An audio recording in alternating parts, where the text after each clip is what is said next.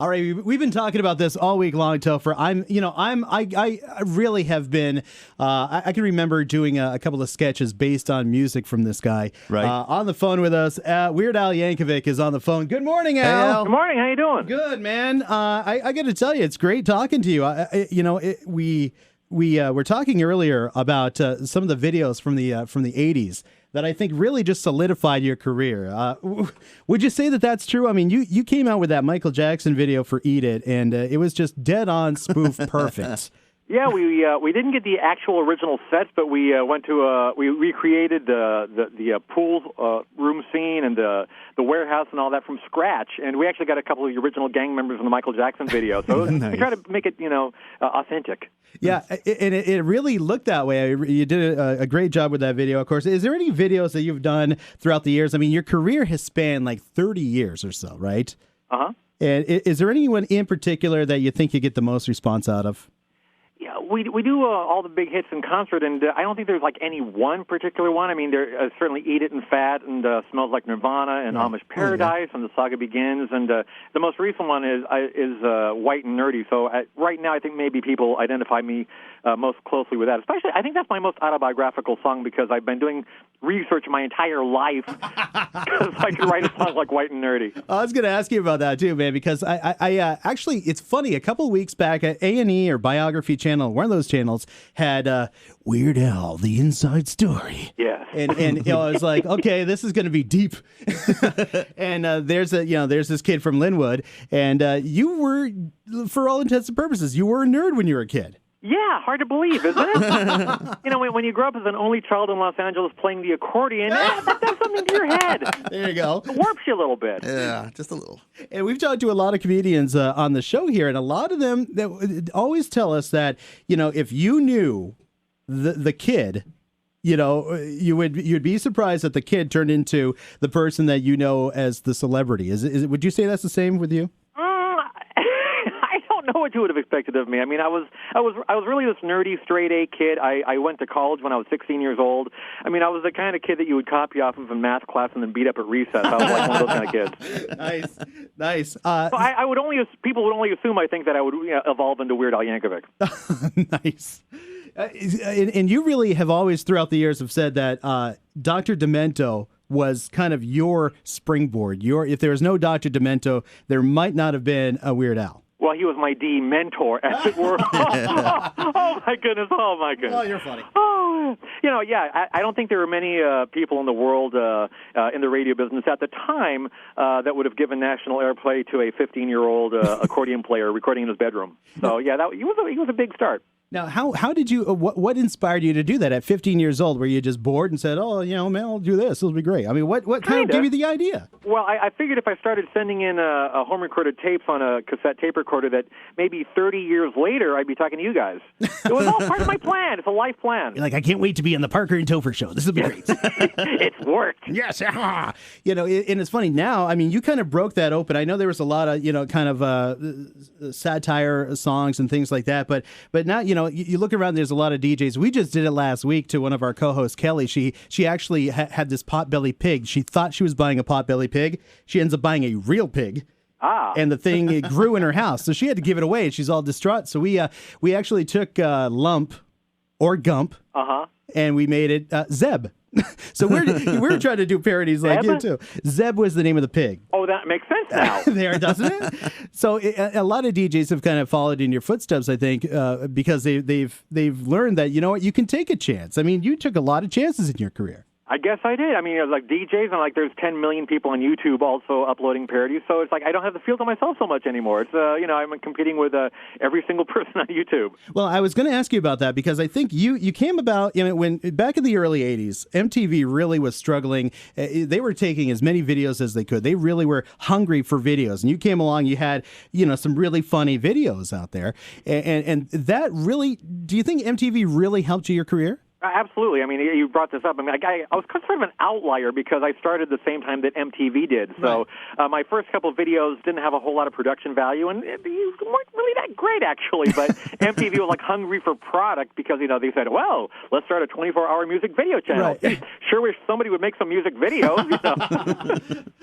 So you found that opportunity, and I think like a lot of people, like Madonna is in the same realm because he took that new medium and they were able to grab it and do something with it. Like now you've got YouTube, like you were saying. I mean, is it a lot more difficult to be on top when you've got so much competition now? Well, I don't think I'll ever again be the only person doing the parody of any particular song. I mean, Right. and I certainly won't be the first. And I'll try to be the best. But I mean, there's a lot of people out there now that anytime a song comes on the radio, there'll be 10,000 people, making fun of it. Now, do you ever go online and find something that went viral on YouTube and go, "Damn, I wish I thought of that"? I'm on the internet a lot, but I try not to search around for other parodies because I don't want to corrupt my mind. I gotcha. Now I want to talk about the book that you have out, which is kind of a different direction for you. Al Yankovic, When I Grow Up. I actually got a copy of it a couple of days ago. I have an 18-month-old son. And I read it to him just a couple of days ago. He loves it because it's nice and big and it's got some really cool illustrations. This is the first time you've really written with the help of like an editor, right?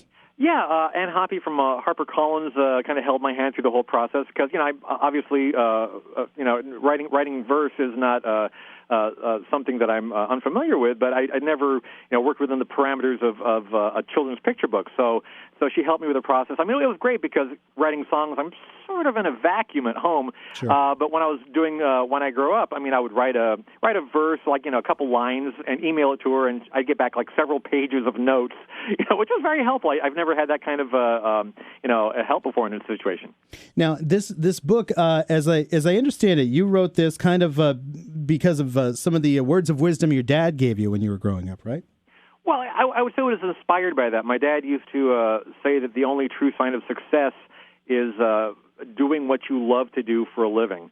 And that was a real gift because that allowed me to follow my passions in life, like comedy and music. Because there was a period of time in my life when I really didn't know what I wanted to be when I grew up because I went to college to get a degree in architecture. Right. And I graduated, but at that point I was thinking, well, I don't really think I really want to do this for the rest of my life.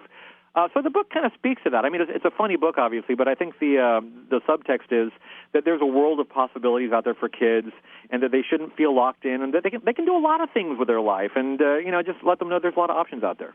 Now, and I'm going to get a little serious here because your parents both died very tragically.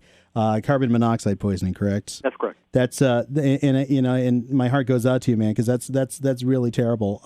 When that happened, were you able to come to terms with something like that, knowing that your parents had seen you become as successful as you were? Well, obviously, a very, very hard experience. I mean, I'm glad that they got to see that. I'm glad they got to meet my daughter. As she was 1 year old at the time. So I'm glad that they were in each other's lives, even for a brief period of time. But, it's something that I still deal with and something that's still very painful to this day. Yeah, I can imagine. So, again, very sorry for that. But writing this book and being able to share this with your daughter, I think, is a great thing, too. Now, Nina is your daughter, right? It is. She is, yeah. Yeah, so that's where it says for Nina right there. What kind of gave you the idea just to do a kid's book?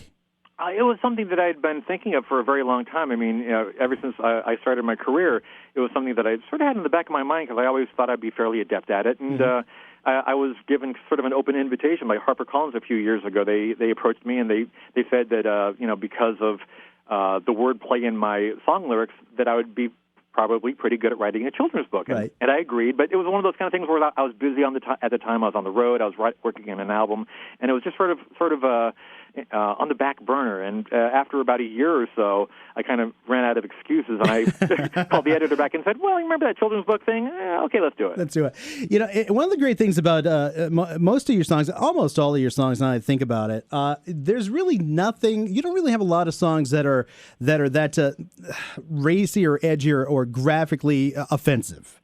No, I mean, I think pretty much all my material is family friendly.